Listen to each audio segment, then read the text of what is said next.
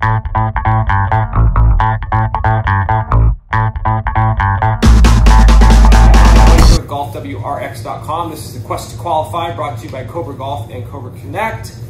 This is episode 4. This is my chess coach, it's Nick Starchuk. We've been talking a lot on the phone, since coming back from the Battle of the Beach. I was hitting it all over the place. I'm rusty.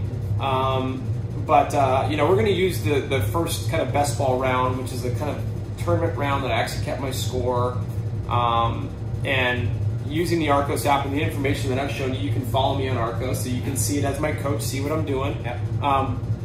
What did you see overall? And was there a couple of holes in there that you thought were interesting in some of the decisions I made? Yeah, I think that overall it was great. I think you hit a great number of fairways. You hit lots of greens, 66%.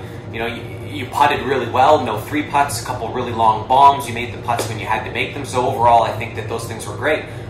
Just evaluating the numbers in general. You started on number 10, so you had a bit of a rough start with 4 over through 3. But when you start to get comfortable, starting at maybe 16 or 17, you went 3 under for 6 or 7 holes in a row. So that's where I'm looking at your potential. That's your ability. I know that you can go a stretch under par, so we're going to try and look at eliminating the big numbers so that your scores can stay low. Right. So what we want to do here, so we can kind of show the general public, what it's like to use the app and identifying the good and the bad.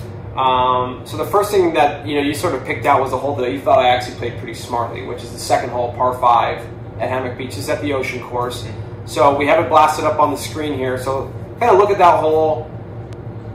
Talk to me a little bit about what you see, and I can kind of give you some context of what was happening. Yeah, I think that the drive, regardless of what the situation was, before your pre-shot routine on that shot, you hit it into a fairway bunker. There seems to be lots of fairway there, so hitting the fairway bunker would be kind of maybe a half a shot, shots gained, lost. But you played it smartly out of there, so you didn't get in trouble again. So you didn't compound your errors. You hit a 9 or an 8 iron into there, 143 yards to set you up into a distance of the hole that you're comfortable with at 115.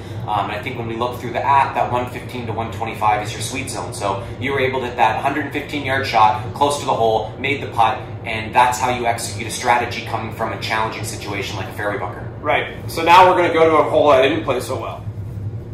Okay, so we just zapped up number 11 at Hammock Beach, which was my second hole, which I made double on, and it was a mess. And I want Nick to sort of, walk us through what he sees, and I can kind of explain once again what I was thinking. But it's a short par 4, it's a birdie hole with a huge fairway. So kind of walk me through what you see here. Yeah, you hit a decent drive, 280 yards, so you caught a hold of that one. I really hugged the left edge right near the water, so I think that, maybe the targeting or the aiming spot on that one might have needed a bit of an adjustment. But what we don't see in the app is that second shot went a little long. We had a penalty shot and brought it back in. So, when I'm looking at this hole early in the year, I'm wondering if the 79-yard shot was the best strategy to leave yourself with, because that's going to be a feel shot. That's going to be something where, you might have to get a few rounds under your belt to get that shot in. So, as you mentioned, with your good hole at 115 yards to 120, which is your sweet spot, I would have loved to have seen that type of shot into the green here where you can control your flight and probably have no worry about hitting it into a hazard or a house, whatever it was, back over that green.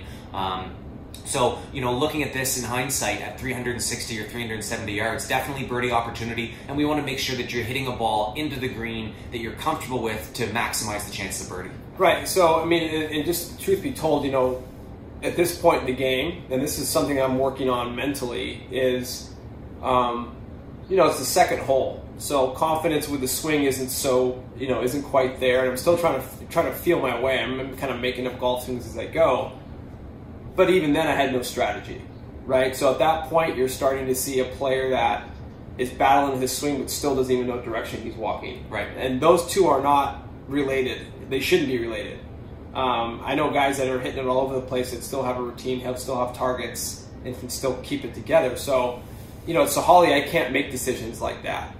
And that's where the data comes in. The more data you can collect, the more you can recognize where you're good, what areas of the golf course that you're solid at, and which areas maybe you're not good at, where we don't necessarily need to focus on improving, we just need to avoid them. So, you know, when we talk about the strokes gained, it's more like, what are your chances to hit a good shot from this situation? Because you can't really compare it to the rest of the field because the rest of the guys aren't keeping data with you as well, like they do on the tour. This is something where it's recognizing where you're good, where, you know, maybe you have a better chance of missing the green than you do hitting the green, and then taking a strategy to approach that. So if you were 150 yards out from the fairway or from the hole and you're in the rough, you know, maybe you have a better chance of missing the green than hitting the green. So we change our strategy to make sure that we hit a shot that gets on the green, so you don't lose a shot. You're actually, you know, getting out of there safe. Right, and everything that he said, you can make the argument that it's swing related and how you're hitting it, but it sort of doesn't.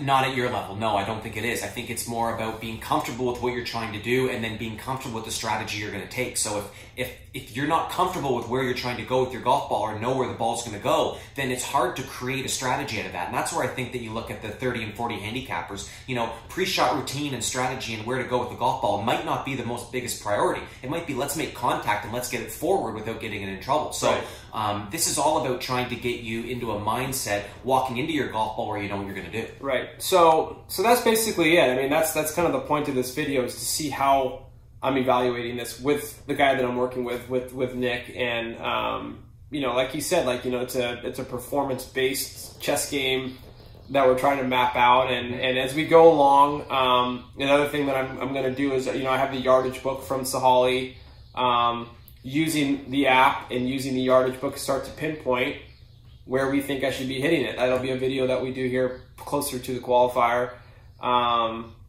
But that's all. In my opinion, like, that's where I'm at with Arccos and what I understand of it. This is kind of where I'm at, and this is the benefits of the data that I'm getting. So it's Nick Starchuk, Johnny Wonder. It's the Quest to Qualify, brought to you by Cobra Golf and Cobra Connect. We'll be back in a few weeks with another video, but hope you guys enjoy this one. It's not as fun as a playing video or what's in the bag or anything like that, but the information here, I'm actually as excited about what I'm getting from the app as ever. So anyway, we'll see you guys soon, and have a good week.